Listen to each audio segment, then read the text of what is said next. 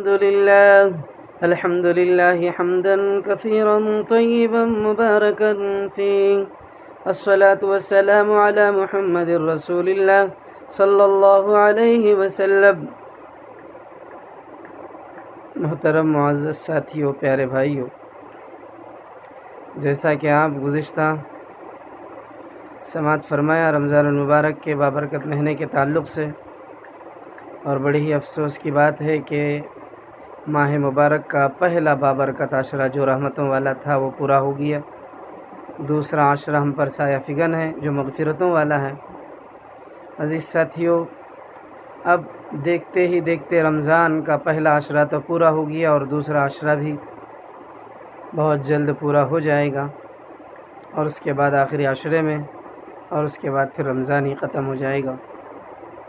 ایسے تو اللہ تبارک و تعالیٰ ایک بہترین موقع فراہم کیا تھا مسلمانوں کو، چاہے مسلمان مرد ہو یا عورتیں ہوں، اس مرتبہ رمضان کی عبادتیں خوب کرنے اور اللہ کو خوش کرنے اور اللہ کو راضی کرنے اور اللہ کی قربت حاصل کرنے کا ایک بہترین موقع اللہ نے قدرتی طور پر فراہم کیا تھا۔ یعنی لاک ڈاؤن کا جو بہانہ ہے ہمارے سامنے، اس بہانے کی بنیاد پر بہت سارے دنیاوی کام جو باہر نکل کر کے ہم کیا کرتے تھے وہ سارے کام بند ہیں۔ بمقابلے عورتوں کے مرد بالکل فری ہو گئے۔ عورتوں کا مسئلہ تو پہلے جیسا تھا ایسے ہی، اب تو میرے خیال سے بہت سارے گھروں میں اب ہماری بہنیں اور زیادہ مصروف ہو گئی ہوں گی۔ پہلے تو گھر سے باہر مرد حضرات باہر رہا کرتے تھے، جس کی وجہ سے کھانے پینے کے معاملے میں تھوڑا آگے پیچھے بھی ہو جائے تو چلتا تھا۔ اب تو کوئی کام نہیں دھام نہیں، اس لیے گھر میں ہیں، اسی لیے انہیں پکانے پہ ہی کچن میں ہی رکھ دیا، بار بار وہ پکاتے ہی رہ گئے، صبح پکائے پھر پکائے۔ اب جو مسلمان روزے دار ہیں ان کا تو معاملہ الحمدللہ۔ اور ایسے تو رمضان کے بابرکت مہینے میں مسلمان ہو کر عاقل بالغ اور مقیم ہو کر کے بھی، تندرست ہو کر کے بھی پھر بھی روزہ نہ رکھے تو اس کے تعلق سے جو وعیدیں نبی مرسل صلی اللہ علیہ وسلم کی زبان مبارک سے آپ نے گزشتہ بیانات میں سماعت فرمائے ہیں وہ آپ کے سامنے ہیں، وہ آپ کو معلوم ہی ہیں۔ باوجود مسلمان اور مرد یا عورت بالغ عاقل مقیم اور تندرست اور عورتیں پاک ہو کر کے بھی پھر بھی رمضان کا بابرکت روزہ نہ رکھیں، نبی علیہ السلام نے فرمایا کہ ان کو چوراہے پہ کھڑا کر کے قتل کر دو یا انہیں قید کر دو۔ تو اس طرح سے میرے معزز ساتھیوں، ایسے تو رمضان کے بابرکت مہینے میں روزہ رہیں گے۔ اب لاک ڈاؤن کا ایک بہترین موقع ہمیں اللہ نے عطا فرمایا، جس کے ذریعے سے ہم خوب عبادتیں کر کے خوب اللہ سے قربت حاصل کر سکتے ہیں۔ اللہ سے قریبی حاصل کرنے کا ایک بہترین راستہ اللہ نے ہمیں فراہم کیا۔ بالکل باہر جانے کا کوئی موقع ہی نہیں، باہر جائیں گے تو پیٹھ سوج جائیں گی لاٹھیوں سے، اور اب تھوڑا بہت ڈھیل کر دیا گیا ہے۔ بہرحال میرے معزز ساتھیوں، اللہ تبارک و تعالیٰ ایسے تو انسان کو بنایا، حضرت انسان کو عبادت کے لیے، وما خلقت الجن والانس الا لیعبدون، کہ ہم نے انسان اور جنات کو محض اپنی عبادت کے لیے پیدا کیا۔ تو اس طرح سے ہم انسانوں کی جماعت ہیں اور ہم کو اللہ تبارک و تعالیٰ اپنی عبادت اور بندگی کے لیے پیدا کیا ہے، اور ہمارا کام ہے اس کی بندگی کرنا۔ بندگی کا مطلب ہے اللہ کو راضی کرنے والے کام نبی صلی اللہ علیہ وسلم کے طریقے پر کرنا۔ تو اس طرح سے میرے معزز ساتھیوں، رمضان کے بابرکت مہینے میں جو عبادتیں بھی ہم کر سکتے ہیں اللہ کو خوش کرنے کے، وہ ساری عبادتوں کو کثرت سے کرتے رہنا۔ عبادتوں میں کوئی کوتاہی ہونے نہیں دینا، غفلت نہیں کرنا، اور خاص طور پر رمضان کے بابرکت مہینے میں سحری اور افطار کا جو وقت ہوتا ہے بڑا قیمتی وقت ہوتا ہے۔ سحری اور افطاری کے یہ جو دو اوقات ہوتے ہیں، ان دو اوقات میں سے ہم لوگ تو سحری کا وقت تو سحری کھانے میں دن بھر روزہ رہنا ہے کر کے جو ہے اتنا کھاتے ہیں۔ میں آپ کو ایک بات بتاؤں، غیر رمضان میں بھی شاید ہم اتنا نہیں کھاتے جتنا ہم رمضان میں کھاتے ہیں، کیونکہ روزے کے بہانے سے گھر میں اچھے کھانے بنتے ہیں، اور ڈبل تربل سالن، پھر الگ الگ قسم کے کھانے، فروٹس، جوس، اور اسی طرح کے اور بھی بہت ساری چیزیں۔ اور مڈل فیملی والے جو لوگ ہیں یا جو غریب لوگ ہیں تو ان کا حال تو ہے ہی، اللہ کرے کہ ان کے حالت کو اللہ درست فرمائے، انہیں بھی خوشحالی عطا فرمائے۔ اب جن کو اللہ تبارک و تعالیٰ اہل ثروت بنایا ہے، جن کو دولت مند بنایا ہے، ان کے گھروں کا حال تو یہ ہوتا ہے کہ وہ لوگ اتنا کھاتے ہیں سحری کے بہانے سے کہ پوچھئے مت، بہت زیادہ حد درجہ، کہ رات دن بھر بھوکا رہنا ہے اس لیے کھا رہے، تہجد کا کوئی خیال نہیں، اور اسی طرح سے افطار میں کھا رہے۔ تو میرے معزز بھائیوں، پھر تراویح کے بعد جا کے کھا رہے۔ اب تو جو ہے گھر میں ہی ہیں، اب تراویح آنے کا بھی کوئی موقع نہیں ہے مسجدوں کو، اب اسی لیے مغرب بھی مسجد میں گھر میں پڑھ لیتے ہیں، اور عشاء کے بعد تراویح بھی گھر میں ہی پڑھ لیتے ہیں، اور تراویح کے بعد کا کھانا بھی گھر میں ہی کھاتے ہیں۔ تو اس طرح سے ہم لوگ کھانے کے معاملے میں رمضان میں کچھ کم نہیں کرتے، مگر عبادتوں کے معاملے میں کافی کمی کرتے ہیں۔ بمقابلے دوسرے دنوں کے ہم زیادہ سوتے ہیں رمضان میں، سحری کو اٹھے کے بہانے زیادہ سے زیادہ ایک آدھا گھنٹہ، پونا گھنٹہ اٹھتے ہیں سحری میں، اور بعض لوگ تو سحری کرتے ہیں فجر کی نماز بھی نہیں پڑھتے، سو جاتے ہیں۔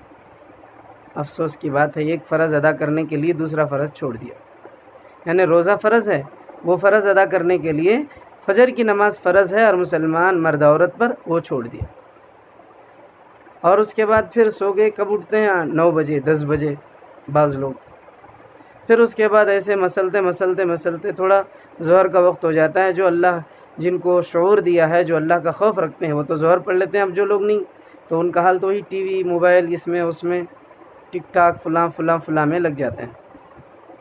پھر اس کے بعد ظہر کے بعد تھوڑی دیر کے بعد 2 ڈھائی بجے 3 بجے کے قریب پھر سو جاتے ہیں۔ تو بعض لوگ جلدی اٹھتے ہیں، تو بعض لوگوں کا حال قیلولہ کا بہانے سے جو ہے عصر کی نماز بھی ایسے ہی غائب ہو جاتی ہے، ایسے ہی چھوٹ جاتی ہے، قضا ہو جاتی ہے۔ پھر اس کے افطار سے کچھ پہلے اٹھتے ہیں، پھر افطار کی تیاری۔ تو اس طرح سے سونے میں، کھانے میں ہم لوگ بمقابلے دوسرے دنوں کے رمضان میں زیادہ کھاتے ہیں، زیادہ سوتے ہیں۔ رمضان کا مہینہ کھانے اور سونے کے لیے نہیں، بلکہ اللہ تبارک و تعالیٰ عبادت کے لیے بنایا ہے۔ ہم کو اللہ تبارک و تعالیٰ یہ بابرکت مہینہ عبادت کرنے کے لیے دیا ہے، یہ عبادتوں کا مہینہ ہے، مگر ہم کیا کرتے ہیں؟ خوب کھاتے ہیں، خوب سوتے ہیں۔ روزہ ہے کیا تو بولے تو روزہ ہے، کچھ بھی بولو روزہ ہے۔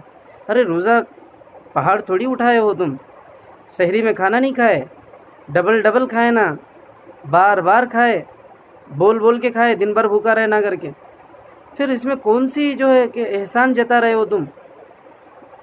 کون سا کمال ہو رہا ہے آپ سے؟ بار یعنی عبادت کرنا ہے، عبادت کرنے کے معاملے میں بار روزہ اڑاتا ہے۔ قرآن پڑھنا، ارے روزہ تھک گیا، ذکر کرنا، ارے روزہ تھک گیا۔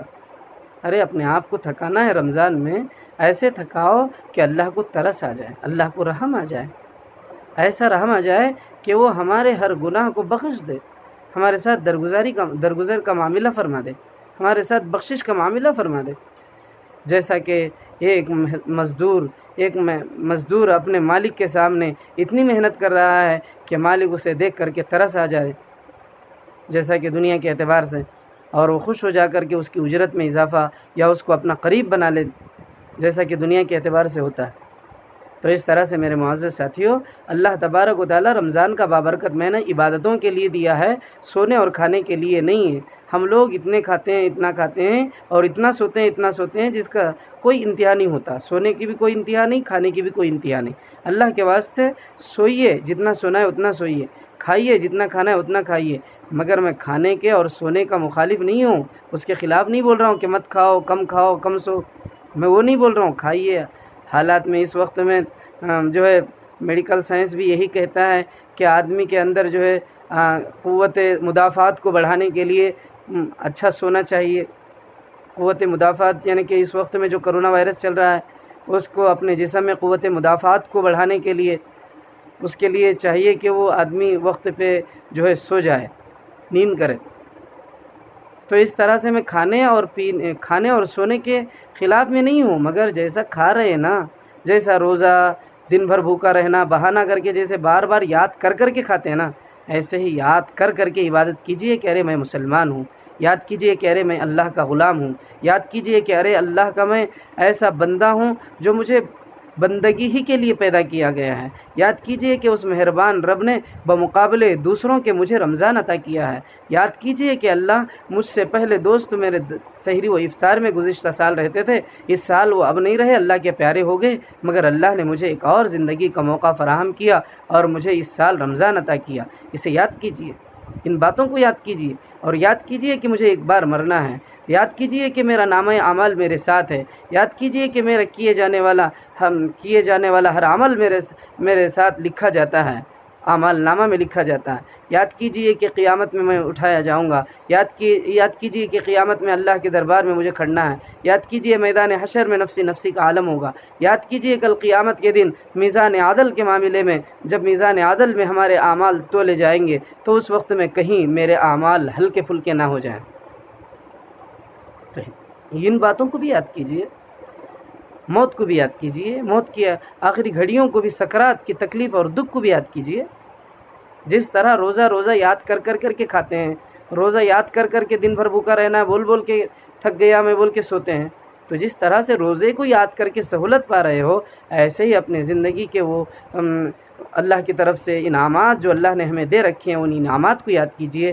اپنی زندگی کی آخری گھڑی جو موت ہے، جس کا مزہ ہر ایک کو چکنا ہے، اسے یاد کیجیے۔ قبر کے اندھیرے گڑھے کو یاد کیجیے، قبر کے عذاب کو یاد کیجیے، میدان حشر کے ہولناک منظر کو یاد کیجیے، میزان عدل کو یاد کیجیے، جہنم کے عذاب کو یاد کیجیے، تو پھر اللہ کی عبادت کرنے میں آسان اور سہولت خود بخود پیدا ہوگی، اللہ کا خوف دل میں پیدا ہوگا، اللہ کا ڈر پیدا ہوگا، بیکار اور لغویات میں اپنا وقت ضائع نہیں ہوگا۔ اسی لیے میرے معزز ساتھیوں، اللہ ہم کو پیدا کیا ہی ہے بندگی کے لیے، دوسرا کوئی اور مقصد نہیں ہے۔ اللہ اپنے نبی علیہ السلام سے فرماتے ہیں وَأْمُرْ أَهْلَكَ بِالصَّلَاةِ وَاسْتَبِرْ عَلَيْهَا لَا نَسْأَلُكَ رِزْقًا نَحْنُ نَرْزُقُكَ وَالْعَاقِبَةُ لِلتَّقْوَىٰ۔ نبی جی آپ اپنے گھر والوں کو نماز کا حکم کیجئے، نماز کا حکم کیجئے، وَاسْتَبِرْ عَلَيْهَا، صبر کیجئے۔ ہم آپ سے روزی کا سوال نہیں کرتے، لا نسألک رزقا نحن نرزقک، روزی ہم دیتے ہیں، اور متقیوں کا ہی سب سے بہتر انجام ہوگا۔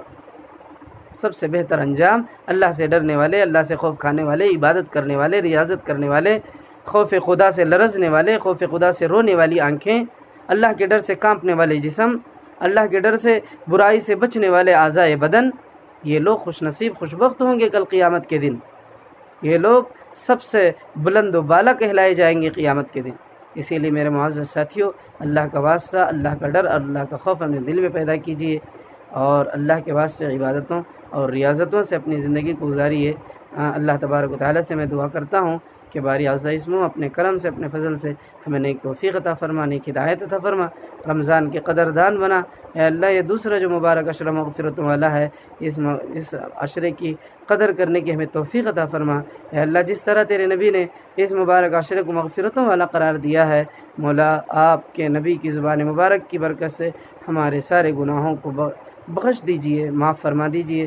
سارے امت مسلمہ، مرد عورت، بوڑھے جوان، جتنے بھی مسلمان اب تک دنیا میں آئے یا آئندہ آنے والے ہیں، ان سب کی مغفرت فرمائیے۔